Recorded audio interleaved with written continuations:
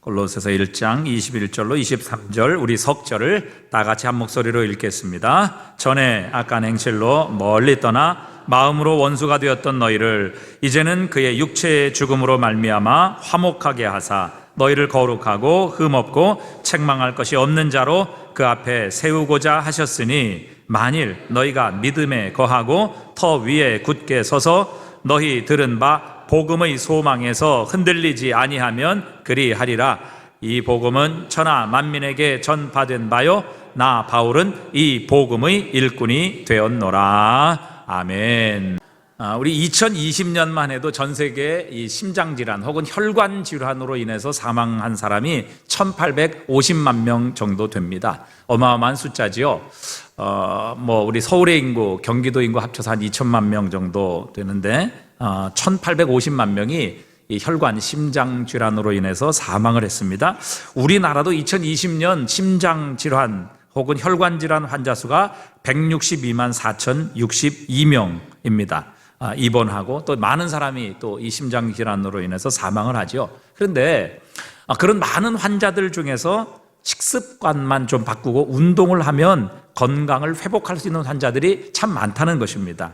그러나 많은 심장병으로 또 이런 혈관 질환으로 죽어가는 사람들 가운데서 조금만 변화해도 살 수 있을 텐데 그들은 변화를 선택해서 사는 것이 아니라 오히려 죽음을 선택하게 된다는 것입니다. 변화되기보다는 오히려 죽음을 선택하는 것이죠. 이런 예들은 얼마든지 많습니다. 제가 이제 담뱃값에 어떤 문구가 있나 한번 이제 살펴보았습니다. 담뱃값에 보니까 여러 가지 경고 문구가 지금은 이제 이렇게 표시되어 있습니다. 그래서 폐암에 걸릴 확률 몇 배 상승해요? 몇 배? 담배를 피면 흡연을 하면 폐암에 걸릴 확률이 26배가 상승을 한답니다. 그래도 피우시겠습니까? 네, 이제 오늘 끊으십시오. 또 발기부전의 원인 흡연, 그래도 피우시겠습니까? 또 이 부모의 흡연이 유아 돌연사 증후군, 갑자기 아이들이 사망한다는 것이죠. 천식, 주의력 결핍, 행동장애, ADHD죠. 이런 것들을 일으킨답니다. 이 자녀들에게 치명적인, 심지어는 자녀들을 돌연사하는 일에 이 담배가 아주 굉장히 지대한 영향을 끼친다는 것이죠. 그래도 피우시겠습니까? 또 후두암에 걸릴 확률이 몇 배예요? 14배 상승. 그래도 피우시겠습니까? 이런 이제 광고가 있습니다. 자, 그러면 담배가 팔릴까요? 안 팔릴까요? 예? 그래도 팔린단 말이죠. 왜 그럴까요? 여러분, 이게 구강암에 걸릴 확률이 14배, 10배, 후두암에 걸릴 확률 14배, 폐암의 원인, 기형아 출산의 원인.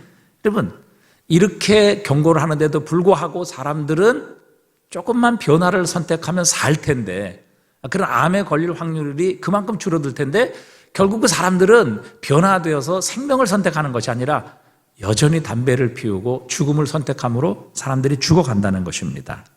왜 그럴까요? 변화를 선택하는 것이 참 이렇게 힘들다는 것을 우리에게 증명하고 있습니다.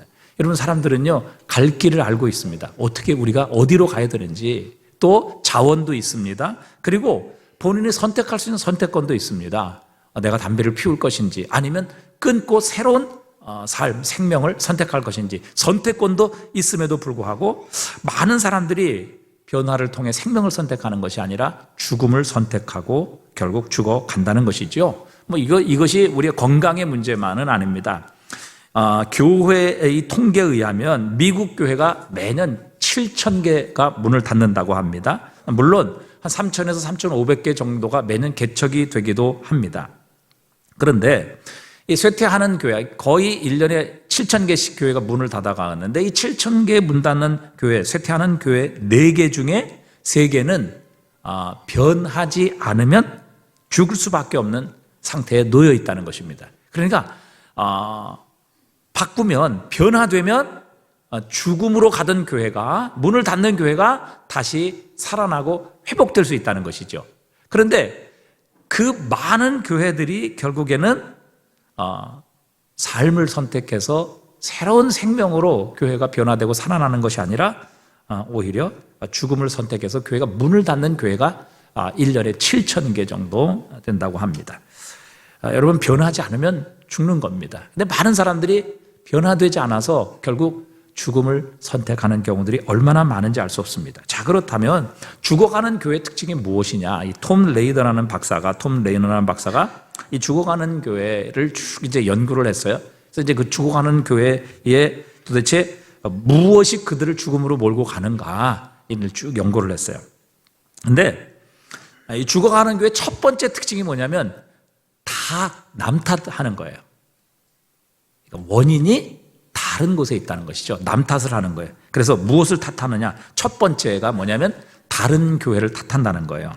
그래서 이제 조사를 해봤더니 자신들의 교회가 죽어가는 이유가 바로 같은 동네 대형교회 때문이다. 그러니까 대형교회에서 다 빼앗아가고 다 대형교회로 몰려가고 우리가 전도했는데 결국 다 대형교회로 가더라. 그래서 저 대형교회 때문에 우리가 망한다, 우리가 문을 닫는다, 이렇게 다 이야기를 하더라는 겁니다. 예를 들어서 그 교회, 대형교회, 큰 교회 주일학교는 우리와 게임이 되지 않는다는 겁니다. 그런 교회는 주일 예배 시간에 이렇게 스모그가 막 피어오르고, 여러분 스모그 뭔지 아세요?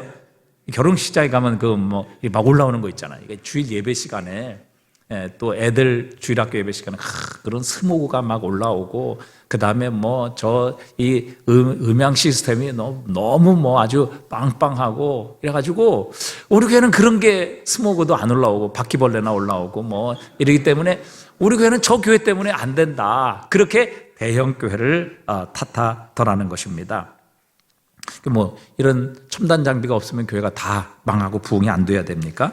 자신들은 전혀 지역사회에 전도도 하지 않고 늘 교회의 내부의 문제에만 집중하며 또 외부의 불신자들에 대해서는 관심을 갖거나 혹은 섬기지 않으면서 모든 교회, 우리 교회가 이렇게 안 되는 이유는 저 대형교회 때문이다, 이렇게 비난만 하고 있다는 것입니다.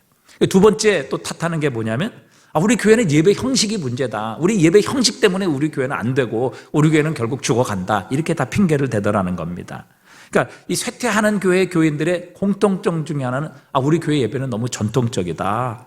항상 똑같은 예배 드린다. 그런데 잘 되는 교회 또 이렇게 숫자가 늘고 부흥하는 교회를 보니까 그들은 예배 형식이 너무 현대적이더라. 이렇게 이야기를 하는 겁니다. 예를 들어서 이제 우리 교회도 그런 이야기를 하시는 분이 계세요. 지금 시대가 어느 때인데 헌금 바구니를 돌리면서 헌금을 거두느냐, 이렇게 얘기하시는 분도 계세요. 그러나 여러분, 우리가 예배는 하나님께 드리는 것이지요. 어떤 분은 예배를 본다, 예배 보러 가자, 이렇게 말씀하시는 분도 있는데 예배는 사실 보는 게 아니라 하나님께 드리는 거지요. 그래서 로마서 12장 1절에도 보면 그러므로 하나님의 모든 자비하심으로 너희를 권하노니 너희 몸을 하나님이 기뻐하시는 거룩한 산 제물로 산 제사로 드리라. 이는 너희의 드릴 영적 예배니라. 이렇게 말씀하셔요. 그러니까 예배의 본질은 뭐냐면 우리를 구원하신 하나님, 우리를 창조하신 하나님, 우리의 모든 것이 되시는 그 하나님께 우리의 삶을 드리는 것이 예배의 본질이지요. 그래서 우리가 예배를 드리는 가운데 사실 우리가 하나님께 헌금을 드림으로 이 헌금을 드리는 이 행위를 통해서, 이 형식을 통해서 우리는 우리 하나님께 드리는 우리의 마음도 함께 하나님께 드리고 또 우리의 정성도 또 하나님을 향한 우리의 감사도 우리의 헌신도 하나님께 드리는 의미에서 사실은 헌금을 우리가 드리는 시간을 갖는 것입니다. 그러니까 우리가 헌금을 더 많이 걷기 위해서 일부러 헌금 바구니를 돌리는 게 아니고요.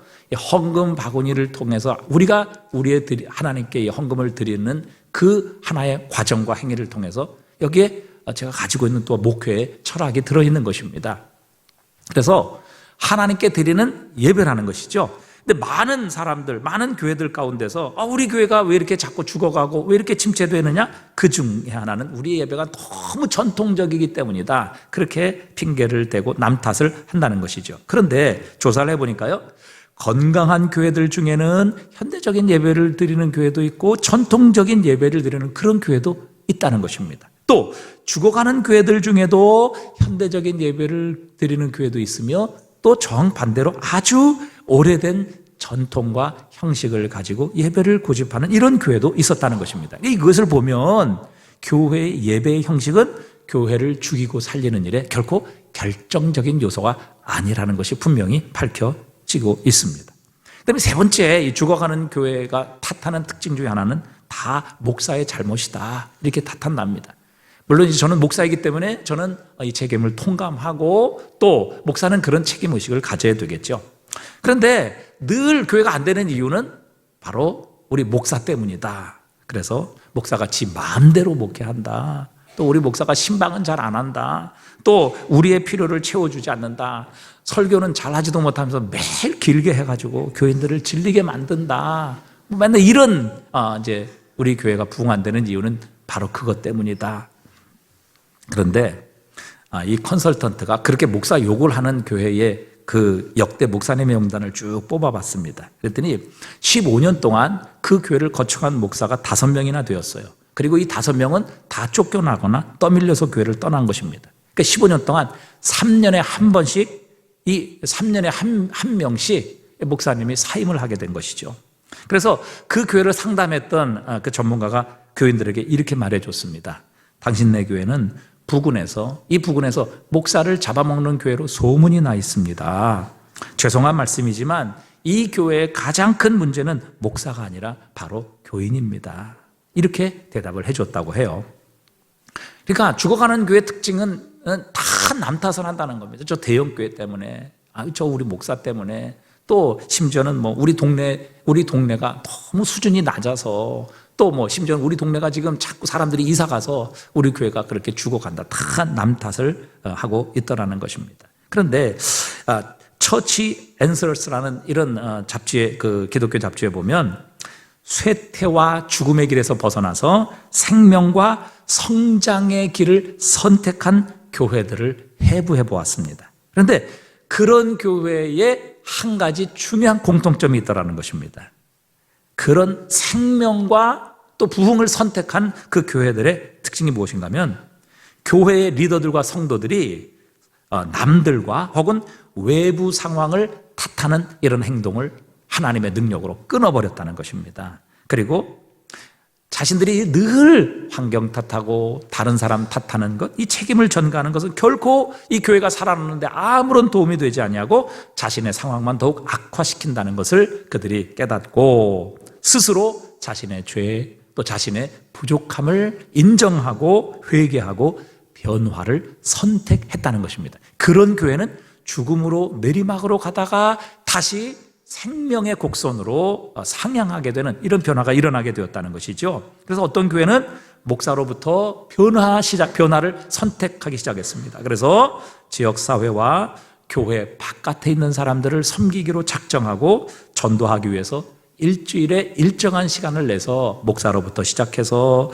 사람들을 만나고 또 동네 사람들을 전도하기 시작했습니다. 그랬더니 그 광경을 보고 교인들 1명이 합류를 하고, 그 다음 주에는 2명이 합류를 하고, 결국에는 모든 성도들이 이 외부에 있는, 바깥에 있는 지역사회와 또 예수 믿지 않는 사람들을 향해 관심을 가지고 그들을 섬기고 그들에게 복음을 전하기를 시작했습니다. 그러자 이 죽음으로 내닫던 교회가 갑자기 생명력이 회복되고 교회가 살아나는 역사가 일어나게 되었던 것이죠.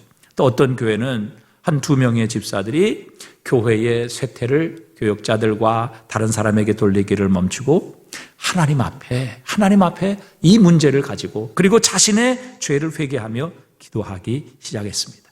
하나님 앞에 무릎을 꿇었습니다. 하나님 앞에 눈물을 흘리며 간절히 주님의 이름을 부르며 주님의 핏값으로 사신 몸인 교회를 위해 기도하기 시작했습니다.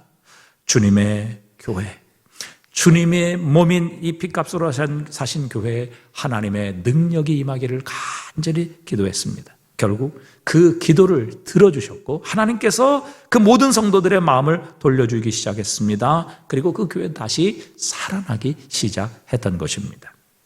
여러분, 왜 사람들은 내가 어디로 가야 할 방향도 알고 자원도 있으며 선택할 수 있는 자유가 있음에도 불구하고 왜 변화를 선택하여 살아나기보다 죽음을 선택할까요?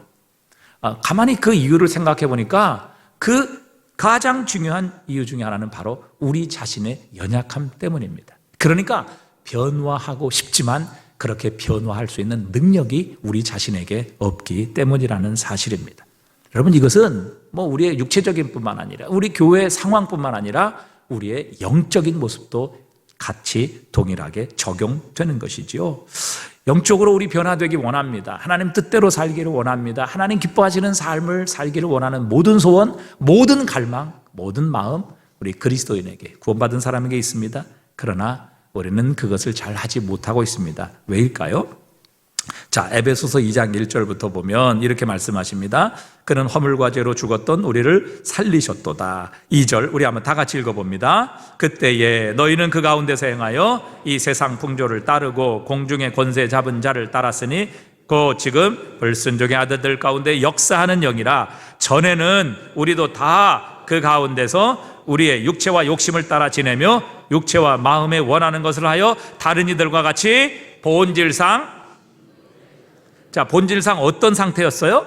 진노의 자녀였다. 이 본질상이라는 이 헬라어 원어는 뿌리라는 의미를 가지고 있습니다. 혹은 근원, 혹은 시작, 혹은 혈통이라는 의미를 가지고 있습니다. 그러니까 본질상 진노의 자녀였다. 그러니까 우리는 태어나면서부터 우리의 죄로 인하여 하나님의 진노를 받아 마땅한 자였다는 것이지요. 우리는 아예 우리의 뿌리부터, 그리고 우리의 혈통으로부터, 우리 처음 시작으로부터 우리는 하나님과 원수였고 하나님의 진노를 받아 마땅한 그런 대상이었고 그런 죄인이었다는 것입니다. 그런데 여러분, 이렇게 우리의 힘, 우리의 능력, 우리의 처음 시작부터 우리는 본질상 하나님의 진노의 자녀였는데, 여러분, 예수 그리스도의 복음은 이 진노의 자녀였던 우리들을 구원하시는 능력이 있습니다. 자, 로마서 1장 16절에 보니까요, 한번 읽어볼까요? 내가 복음을 부끄러워하지 아니하노니 이 복음은 모든 믿는 자에게 구원을 주시는 뭐가 된다고요? 하나님의 능력이 된다. 본질상 진노의 자녀였던 우리들, 태어나면서부터, 그리고 아주 혈통적으로 우리는 아담의 후손으로서 하나님의 진노를 받아 마땅한 그런 존재였음에도 불구하고 하나님의 이 복음은 그 예수 그리스도를 믿는 모든 자에게 구원을 주시는 하나님의 능력이 됨이라. 먼저는 유대인에게 그리고 헬라인에게로다 모든 사람에게 구원을 주시는 하나님의 능력이 이 복음 안에 들어있다, 이렇게 말씀하십니다. 자, 고린도전서 1장 22절입니다. 또 한번 우리 같이 읽어보겠습니다. 유대인은 표적을 구하고 헬라인은 지혜를 찾으나 우리는 십자가에 못 박힌 그리스도를 전하니 유대인에게는 거리끼는 것이요 이방인에게는 미련한 것이로되 오직 부르심을 받은 자들에게는 유대인이나 헬라인이나 그리스도는 무엇이요? 하나님의 능력이요 하나님의 지혜니라. 아멘. 여러분, 예수 그리스도의 복음은 우리를 죽음에서, 죄에서, 하나님의 진노와 저주에서 구원하시는 하나님의 능력이 있습니다. 이 능력으로 말미암아 본질상 진노의 자녀였던 우리들이 구원받을 수 있다, 그리고 구원받게 되었다, 그렇게 성경은 선포하고 있는 것입니다.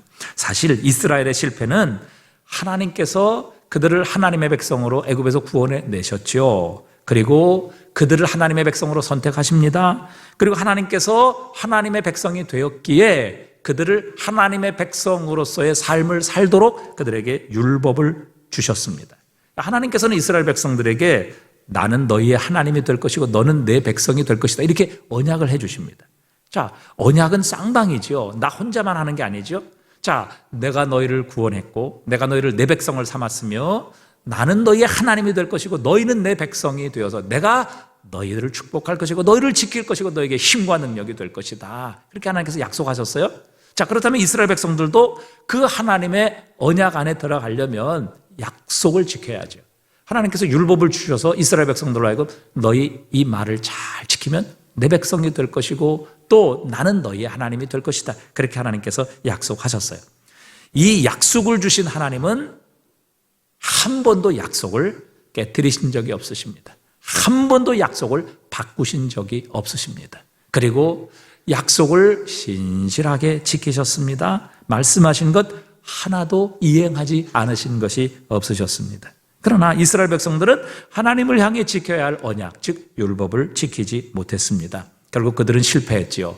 그리고 그들의 죄, 하나님을 떠나고 율법을 버리고 하나님과의 언약을 깨뜨렸기 때문에 결국 그들은 하나님의 심판과 징계를 받아야 마땅했습니다.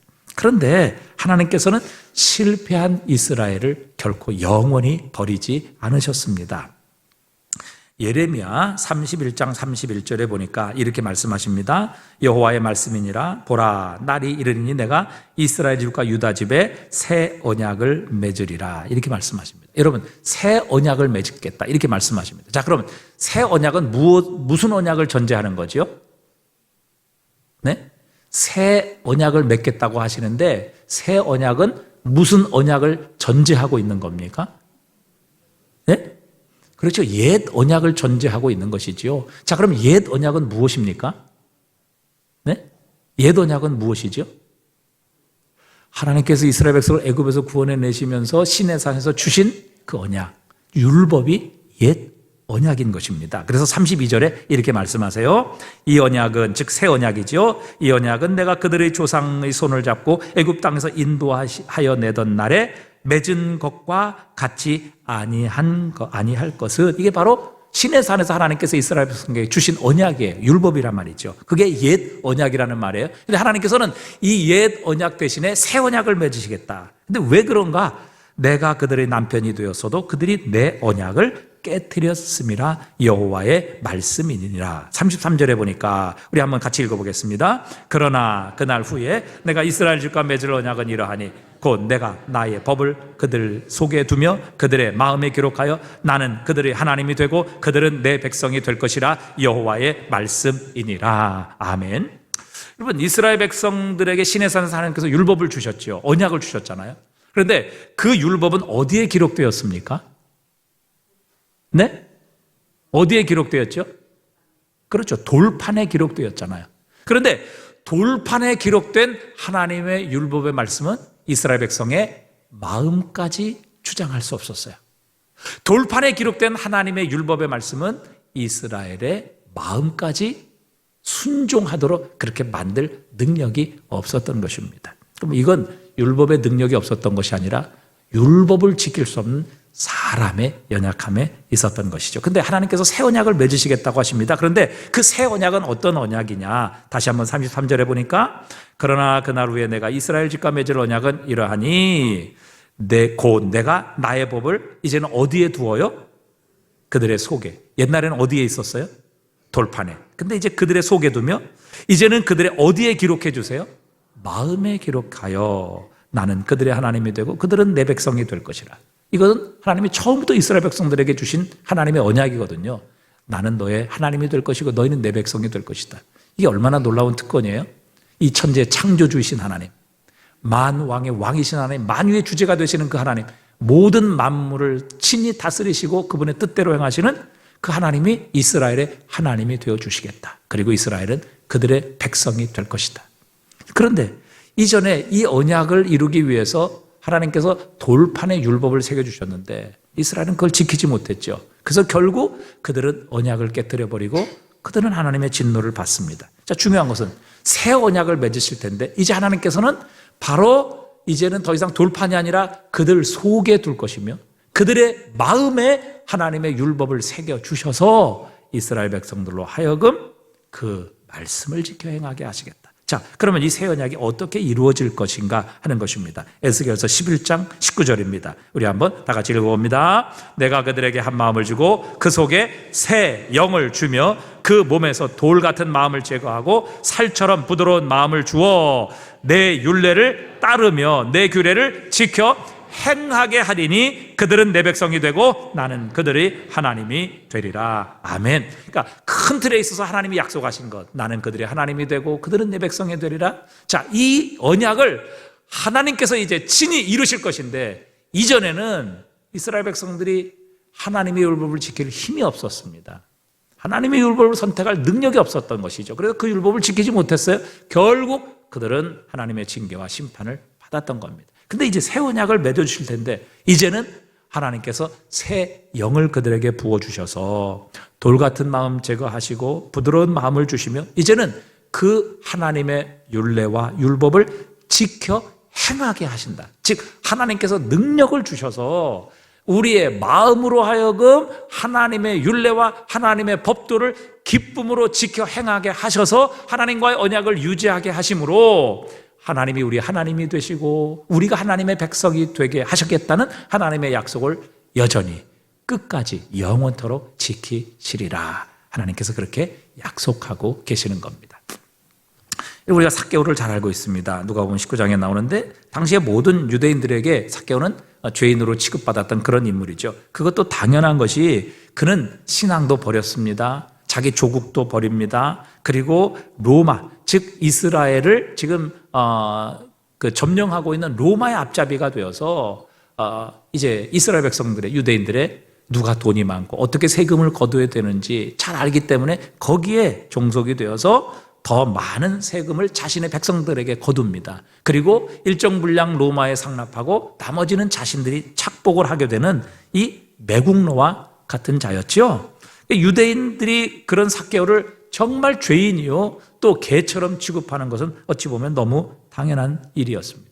하루는 여리고에 이 삭개오가 살던 도시 여리고에 예수님께서 오신다는 소식을 들었습니다. 삭개오는 우리가 알듯이 키가 작았지요. 보통 사람 같으면 키가 작으면 이제 그렇게 사람이 몰려서 무엇인가 구경하면 키 작은 사람 앞으로 이렇게 올 수 있도록 해줍니다. 왜? 자신의 시야에 가리지 않기 때문에. 그런데 삭개오는 키가 작았는데도 불구하고 어느 누구의 틈새를 해치고 또 어느 누구도 삭개오를 향해 양보해 주는 사람이 없었어요. 왜? 삭개오가 미웠기 때문이죠. 이건 인간 이하로 그렇게 취급을 받았던 것입니다. 그래서 앞으로 가려고 해도 사람들에게 막혀서 도저히 예수님의 얼굴을 배울 수가 없었습니다.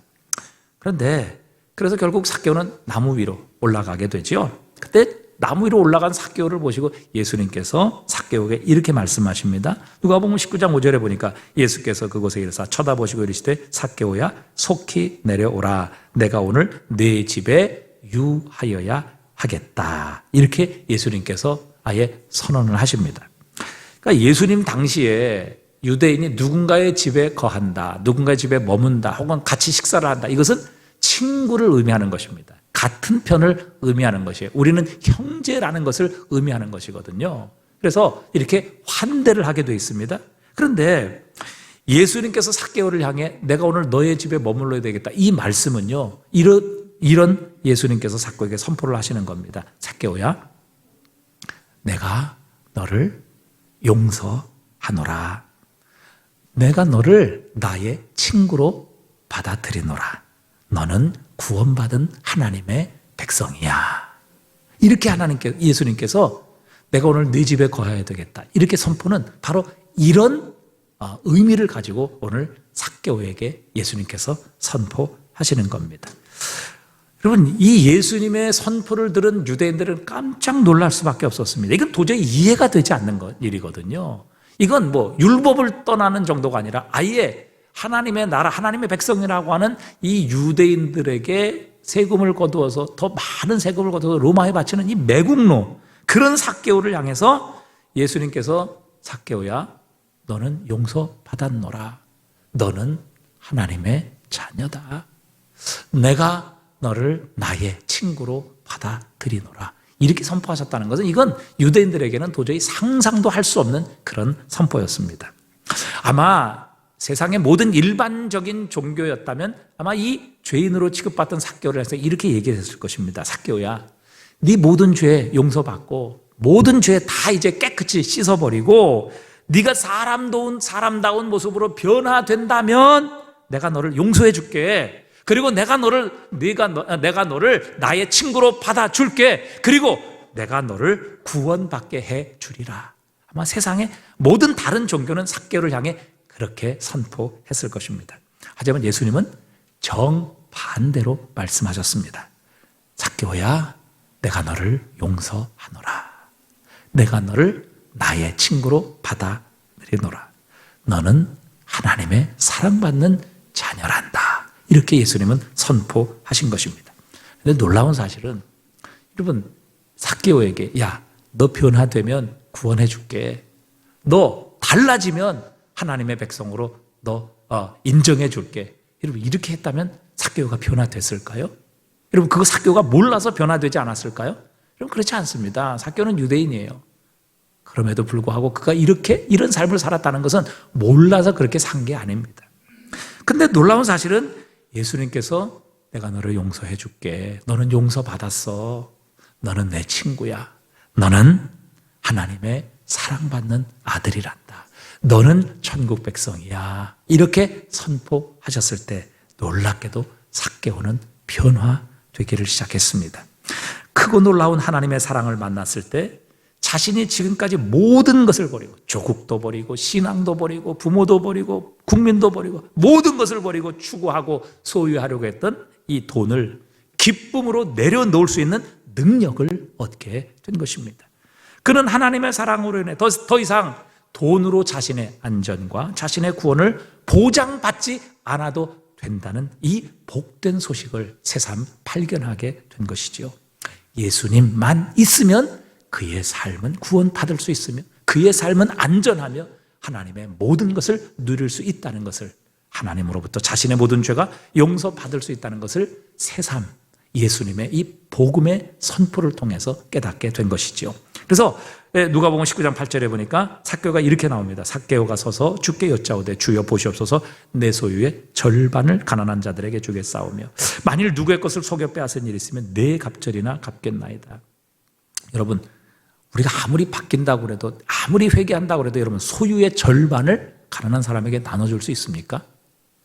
또 율법에 의하면 뭐 잘못 착복하고 이런 거 있으면 2배를 갚으면 됩니다. 그런데 삭개오는 내가 남들에게 잘못해서 빼앗은 것이 있으면 4배로 갚겠습니다. 이렇게 나옵니다. 이 삭개오의 표현은 무엇을 가르쳐 주는 겁니까? 삭개오가 본질적으로 바뀌었다는 것을 의미하는 겁니다.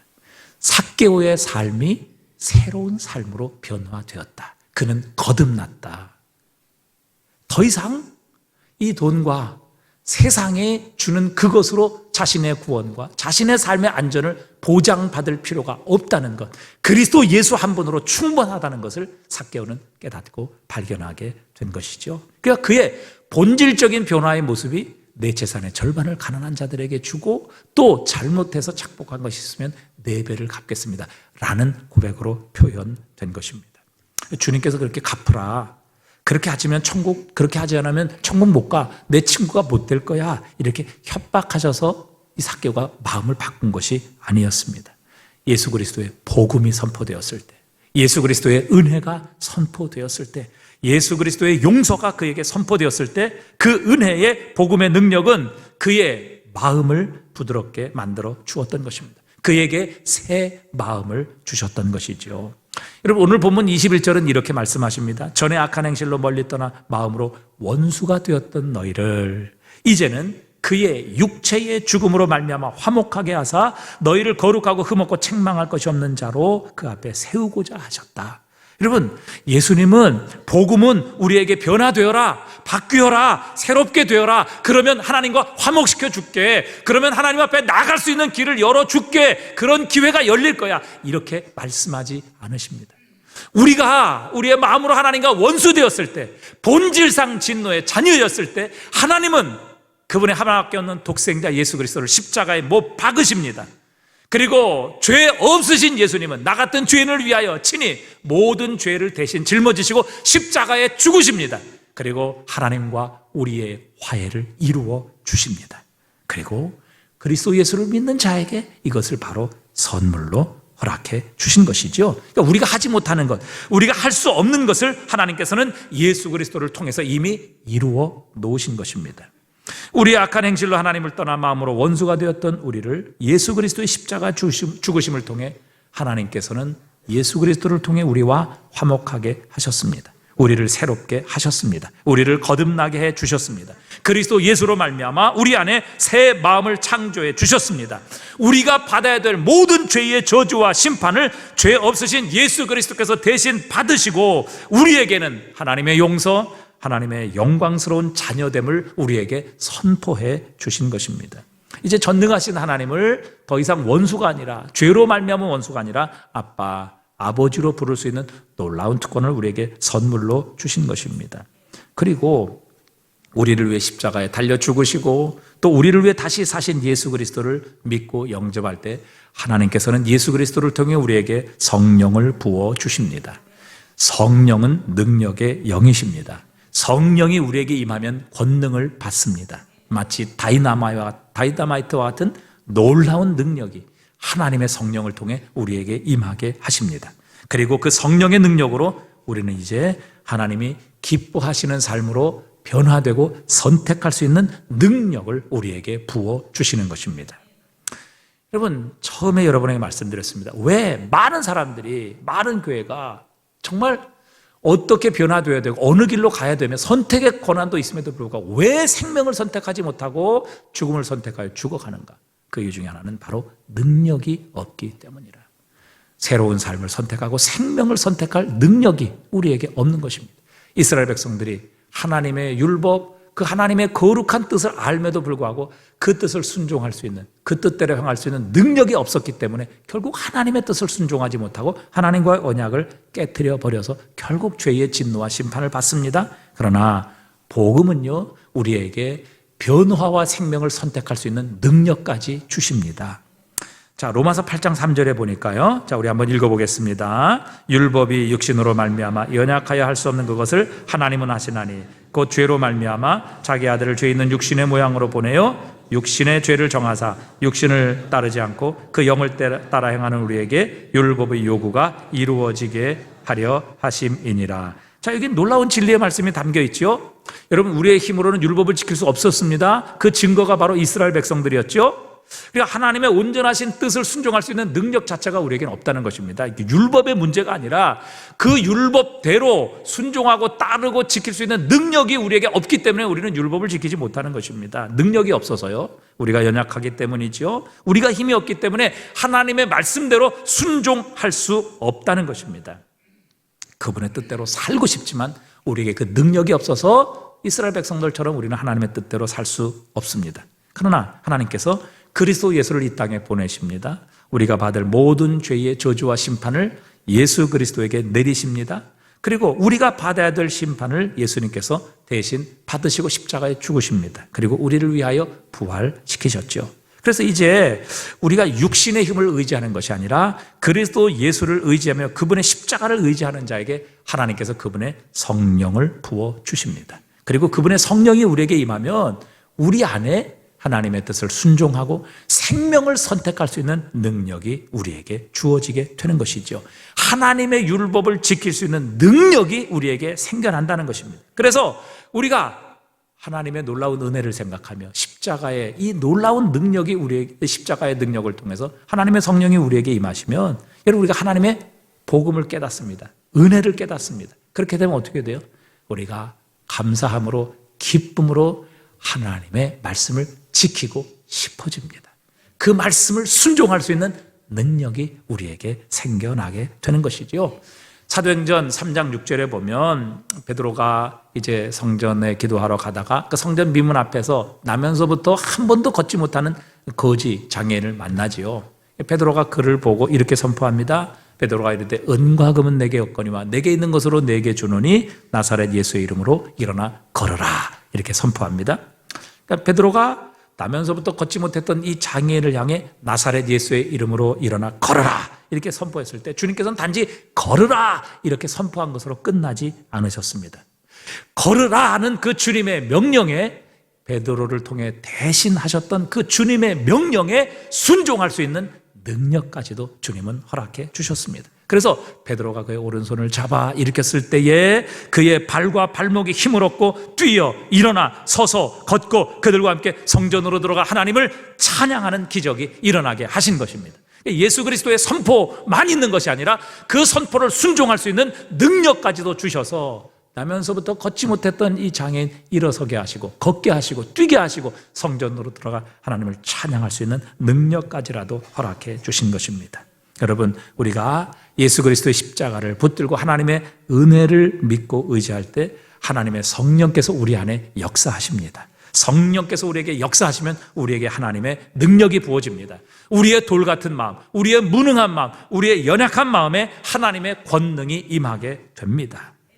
그때 지난주에 말씀드린 것처럼 마치 엘리야가 하나님께 기도했을 때 응답으로 하나님이 제단 위에 불을 내리십니다. 그런데 그 불이 제물만 태운 것이 아니라 그 제물을 올려놓았던 돌, 제단, 그리고 심지어는 그 주변의 흙, 그리고 심지어는 그 제물 위에 부었던 물, 그 도랑에 있는 물까지도 다 태워버리는 놀라운 역사가 일어나게 하셨습니다.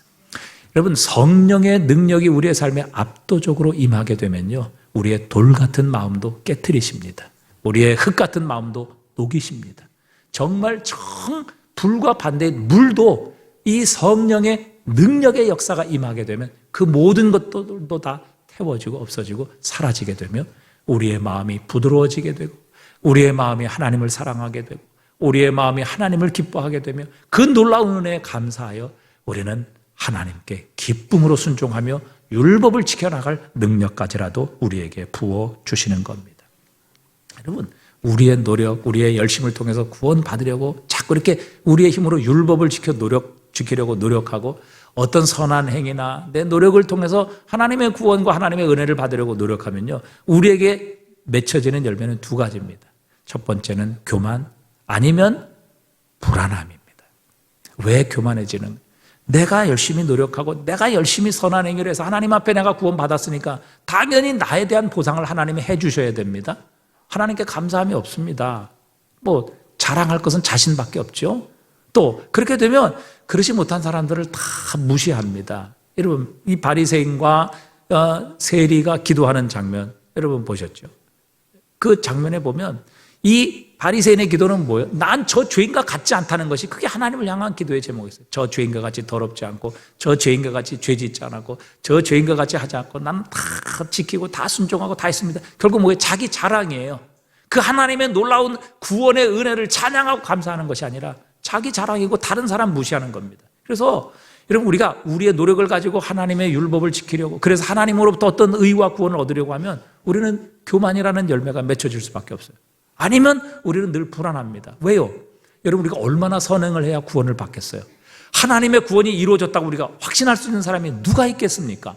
여러분, 하나님이 구원을 얻으려면 100개 율법을 지켜야 되는데 99개 지켰다면 여러분 두렵지 않겠어요? 불안하지 않겠어요? 걱정되지 않겠습니까? 결국 우리의 노력으로는요, 구원을 확신할 수가 없습니다. 그래서 늘 불안한 거예요.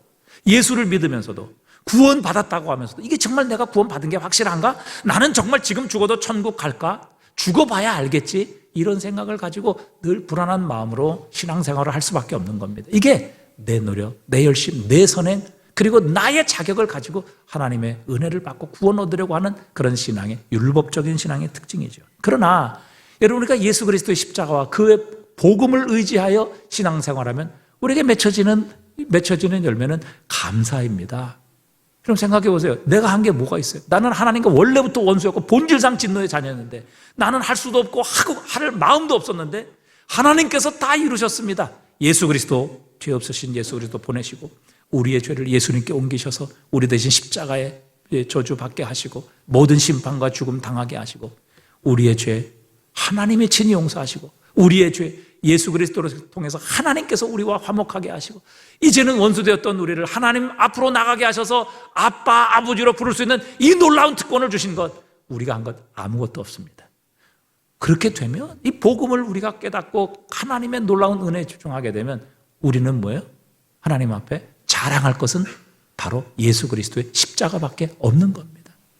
그분의 놀라운 은혜를 우리는 감사하며 찬양할 수밖에 없습니다. 이 놀라운 은혜를, 이 놀라운 사랑을 받고 이 은혜를 깨달은 우리의 삶에 맺혀지는 열매가 뭡니까? 내 평생 나의 소원 하나님 기쁘시게 하며 사는 것, 이게 우리의 마음의 소원이 되어집니다. 정말 하나님의 뜻대로 사는 것이 내 소원이 되어지게 하십니다. 왜? 내 자랑은 십자가밖에 없기 때문에. 내가 이렇게 구원받고 하나님의 자녀가 되고 용서받고 전능하신 하나님과 화해를 이룬 것은 내가 한 것은 아무것도 없습니다. 내가 할 수 있는 것도 아무것도 없었습니다. 그러나 하나님께서 죄 없으신 독생자를 십자가에 못 박으시고 우리 대신 이 모든 조치를 다 취하심으로 하나님께서 이 모든 것을 시작하시고 이루시고 완성하셔서 우리에게 이것을 선물로 주셨기에 우리의 자랑은 예수 그리스도의 십자가밖에 없는 것입니다. 그렇게 되면 우리는 우리의 구원은 흔들리지 않습니다. 왜? 내가 노력해서 구원을 얻었다고 하면 불안하고 두려울 텐데 이게 내가 한 게 아니에요. 하나님께서 예수 그리스도를 통해서 이미 완전히 다 이루셨습니다. 십자가 위에서 다 이루었다. 그렇게 주님이 선언하셨기 때문입니다. 그래서 우리의 구원은 안전합니다. 왜? 내가 노력해서 구원받은 것, 내가 의롭고 자격이 있어서 구원받은 것이 아니라 우리는 하나님께서 그리스도 예수의 은혜를 통해서 우리를 구원하셨기에 우리의 구원은 확실한 겁니다. 우리는 안전한 겁니다. 우리는 구원받았습니다. 우리의 구원은 흔들리지 않습니다. 왜요? 여러분, 내가 한 것, 내가 그렇게 만든 것이 아니라 하나님께서 예수 그리스도 통해서 이 모든 것을 이루어 주셨고, 그래서 예수를 의지하는 자에게, 믿는 자에게 이 모든 것을 선물로 주셨기 때문입니다. 결론을 맺습니다. 여러분, 우리가 예수 그리스도를 믿음으로 성령 충만할 때 성령의 역사가, 성령의 능력이 우리 안에 일하십니다. 그리고 우리로 하여금 죽음이 아니라 변화와 생명을 선택할 수 있는 능력을 우리에게 주셔서 하나님의 말씀을 순종할 수 있는, 그것도 기쁨으로, 감사함으로 하나님의 말씀을 순종하고 붙들 수 있는 능력을 우리에게 주시는 겁니다. 그러기에 예수 그리스도의 복음은 우리를 구원하시는 능력이 있습니다. 여러분이 복음의 능력으로 충만하시기를 바랍니다. 예수 그리스도의 십자가를 붙드시기 바랍니다. 예수 그리스도를 의지하시기를 바랍니다. 그러면 하나님께서 그리스도 예수를 통해 우리에게 성령을 부으시고, 이전에 능력이 없어서 하나님의 말씀을 지키지 못했던 옛 언약과는 달리 하나님의 성령을 부어주셔서 우리로 하여금 하나님 기쁘시게 하고 하나님의 뜻을 순종하는 것이 우리의 소원이 되도록 우리의 마음을 부드럽게 하십니다. 우리의 마음을 녹여주십니다. 우리에게 능력을 주셔서 하나님 사랑하는 마음으로 그분의 뜻을 기쁨으로 순종할 수 있는 능력을 부어주십니다. 그래서 나는 너희 하나님이 되고 너희는 내 백성이 되리라 하시는 하나님의 이 영원한 약속을 오늘도 지켜가시는 겁니다. 이게 놀라운 예수 그리스도의 복음 안에 있고 십자가의 능력 안에 있는 겁니다. 여러분, 우리의 힘으로는 되지 않습니다. 우리의 능력으로는 불가능합니다. 하지만 복음에는 우리를 구원하시는 하나님의 능력이 있습니다. 오늘도 그리스도 예수를 의지하셔서 이 복음의 능력, 구원의 능력, 성령의 능력으로 충만케 채워지셔서 기쁨으로, 사랑으로, 감사함으로 하나님의 뜻 순종하며 살아 하나님께서 주신 이 놀라운 특권과 축복, 나는 너희 하나님이 될 것이고 너희는 내 백성이 될 것이다, 이 놀라운 축복 안에 거하는 하나님의 사람 되실 수 있기를 주님의 이름으로 축복합니다.